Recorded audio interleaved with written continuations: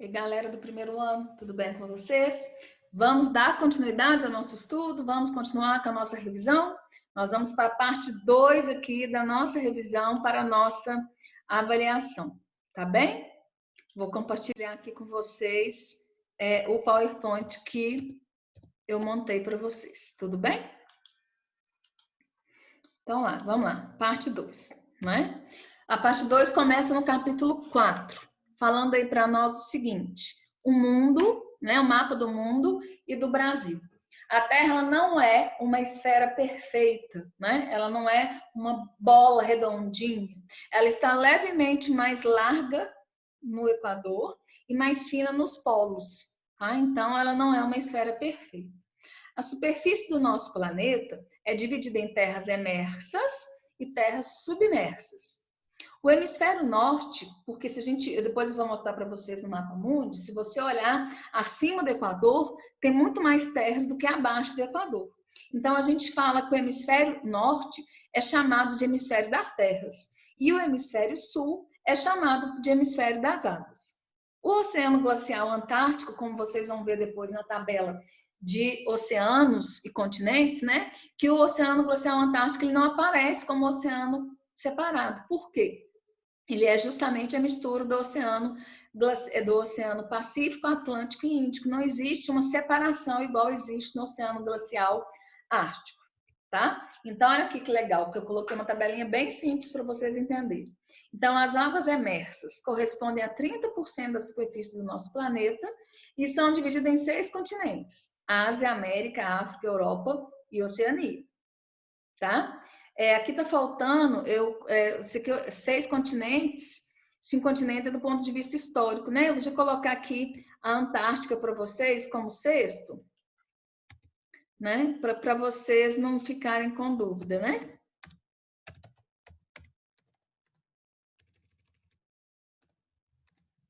Do ponto de vista histórico, são só 5 mesmo, porque não existe colonização na Antártica, né? Não existe nenhuma civilização, existem apenas cientistas que moram na Antártica, tá? Mas vamos deixar com 6 para ficar mais fácil de entender, tá?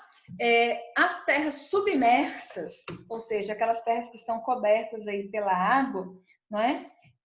São divididas aí, né, em 5 oceanos, tá? Logicamente, que é uma ideia que eu acho que ninguém de vocês tem dúvida, né? É que existe fundo nos oceanos, né? Então, existe o assoalho oceânico, mas essa parte está coberta por água, então a gente vai chamar essa parte aí de terras submersas, tá? Então, aí nós temos o Oceano Pacífico, o Atlântico, o Índico e o Glacial Ártico. Como eu expliquei no meu slide anterior, o Glacial Antártico é considerado uma junção desses 3 oceanos, tá? Então, aqui, ó, nós temos um mapa mundi aqui mostrando, né? Se você observar aqui o Equador, ó, tem muito mais terra aqui no norte do que aqui no sul, tá? A Antártica não é considerada do ponto de vista histórico, ela é só do ponto de vista físico, porque não há povoamento na Antártica. As diferentes formas de dividir a América, né? O nosso continente, que é o continente americano. Do ponto de vista histórico da colonização, nós podemos dividir o continente americano em 2. A América anglo-saxônica, que é o Canadá e os Estados Unidos, e a América Latina, que vai do México até o extremo sul da América do Sul, que é a Terra do Fogo, né? Lembrando que a América anglo-saxônica foi de colonização de povoamento e a América Latina foi de colonização de exploração, né? Por isso que todos os recursos que nós tínhamos aqui na América Latina foram usados para enriquecer os países europeus e não para o nosso próprio proveito, né? Do ponto de vista físico, a América é dividida em América do Norte, que é Canadá, México e Estados Unidos, tá? E América Central, que tem uma subdivisão, que é a América Central continental ou istmica, tá? O que é um istmico? É um pedaço de terra que liga 2 continentes, tá? Então, isso que é um istmico, né? E América Central continental, América Central insular ou Caribe, né? Que são aquelas ilhazinhas, tá? São aquelas ilhazinhas que tem aí na América do Sul, tá? E por fim, nós temos aí a América do Sul, que vai aí da Colômbia, né, até a Terra do Fogo, tá? Aqui eu tô vendo aqui, ó, aqui essezinho aqui não tem não, é istmica. Eu pus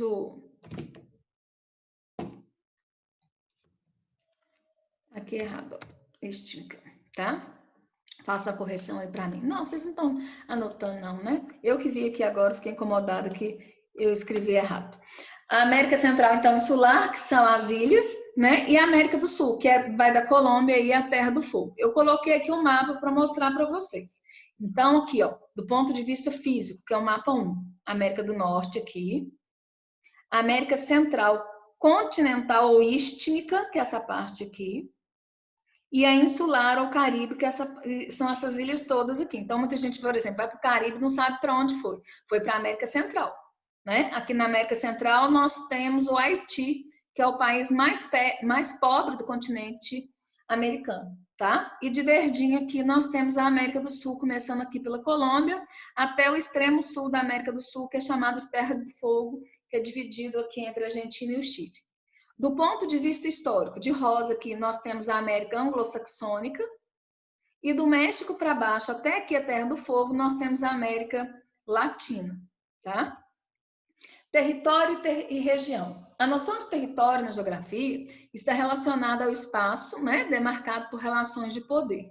Logo, ele apresenta enfoques variados. Então, quando eu falo, por exemplo, sobre território jurídico, eu estou me referindo a um país, né? Para ser país, você tem que ter um povo que mora naquele lugar, naquele território, o território em si físico e um governo, tá? Do ponto de vista econômico e social, o território é justamente a parte física, com limites definidos e reconhecidos, tá? E do ponto de vista cultural, o território se relaciona com o povo, tá? E ainda temos uma outra coisa que é muito usada na geografia, que é a questão do lugar, né? A noção de lugar envolve sentimento, né? Então, quando eu falo assim, Oliveira é minha cidade, esse minha aí, noção de pertencimento, né? Ele é um sentimento, então está se referindo a lugar, tá? Eu coloquei aqui o exemplo do seu livro que fala sobre os curdos, né? Os curdos são o maior povo do mundo sem território. Eles são um povo por quê? Porque eles não têm um território definido. Não existe um país Kurdistão, tá? Então, eles não têm esse território jurídico, eles têm apenas o território cultural. O Brasil no mundo. O Brasil é um país de dimensões continentais, com mais de 8,5 milhões de quilômetros quadrados, né? É o quinto maior país do mundo em extensão territorial, né? A gente perde apenas em extensão territorial para a Rússia, a China e os Estados Unidos, né? Faltou um aqui, eu pus aqui Rússia, China, Estados Unidos, né? Tá faltando aqui um, vou lembrar aqui e coloco aqui para vocês. O Brasil está aí totalmente no hemisfério ocidental, isso quer dizer o quê, né? Que o Brasil tem suas terras aí totalmente a oeste do meridiano de Greenwich, né? Isso quer dizer que o Brasil não tem terras aí no hemisfério... Ah, é o Canadá, gente, que tá faltando aqui, ó. É Rússia, Canadá, eu pus China 2 vezes. China e Estados Unidos, agora ficou certo, tá? Então, o Brasil aí tem suas terras totalmente no hemisfério ocidental, né? E possui 7% das terras no hemisfério norte e 93% das terras no hemisfério sul. 92% do território brasileiro está na zona intertropical e apenas 7% aí, né? Aqui é 8% também, eu copiei o 7 aqui de novo, né? E 8% aqui na zona temperada do sul, né? O Brasil faz fronteira aí com todos os países sul-americanos, com exceção de 2, que é o Chile e o Equador, né? Então a gente não precisa guardar com todos os países que o Brasil faz divisa, mas com quem a gente não faz divisa, a gente tem que guardar, tá? Os pontos extremos do Brasil. Aqui no norte, nós temos o Monte Caburaí, que é onde fica a nascente do rio Ailã, né? No extremo sul, nós temos o Arroio Chuí. No extremo leste, nós temos a Ponta de Seixas. E no extremo oeste, nós temos aí, né, a nascente do rio Moá, que é aqui no extremo oeste do Acre, tá? As divisões regionais do Brasil. Essa aqui é uma parte muito importante que a gente não pode deixar de estudar, tá? Então, existem várias maneiras de dividir o Brasil. As três que a gente está estudando é a divisão do IBGE, os complexos regionais e a divisão de 4 Brasis ou região concentrada. A divisão do IBGE, logicamente, foi elaborada pelo IBGE e divide o Brasil levando em conta aspectos naturais, humanos e econômicos. Ela respeita as divisas entre os estados, né? E divide o país aí em 5 regiões, que é Norte, Nordeste, Centro-Oeste, Sudeste e Sul. A divisão em complexos regionais foi elaborada pelo geógrafo Pedro Pinchas e divide o Brasil sem respeitar as divisas dos estados em 3 regiões. Regiões amazônica, que leva em conta o quadro natural, a região Nordeste, que leva em conta o aspecto social, né, da pobreza da região Nordeste, que é o ponto de união, né, que ele achou, e o Centro-Sul, que leva em conta o aspecto econômico da região Centro-Sul ser a parte mais rica do país. 4 estados vão ser divididos na divisão dos complexos regionais, que é o Minas Gerais, que o norte de Minas pertence à região Nordeste, o Maranhão, que está dividido entre a região Nordeste e a região da Amazônia, o Tocantins, que está na região Norte, mas o extremo sul do Tocantins pertence ao Centro-Sul, e o Mato Grosso também, que está na região Norte, mas o extremo sul do Mato Grosso pertence à região Centro-Sul. A divisão 4 Brasis, ou Brasil Região Concentrada, foi elaborada por Milton Santos, que foi um dos maiores geógrafos brasileiro, né? E ele identifica, a partir das diferenças dos meios técnicos, científicos e informacionais, 3 regiões, na verdade, 4 regiões do Brasil, né? Respeitando os limites dos estados, que é a região da Amazônica, região Nordeste, região Centro-Oeste e região concentrada, que seria a região Sul e Sudeste juntas. Eu coloquei aqui um mapa para mostrar para vocês, né? Eu tentei pegar lá o mapa da apostila de vocês, mas eu não consegui. Então, eu peguei esse aqui. Então, essa aqui, ó, a divisão regional do Milton Santos, que é a 4 Brasil, 4 Brasis, a divisão aqui do IBGE, tá?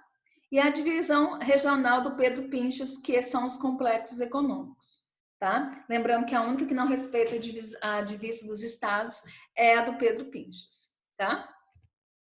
As terras brasileiras na Antártica. O Brasil, como outras nações aí que estão no Cone Sul, né, no Hemisfério Sul, como Chile e Argentina, sempre teve pretensões aí de possuir terras na Antártica, né?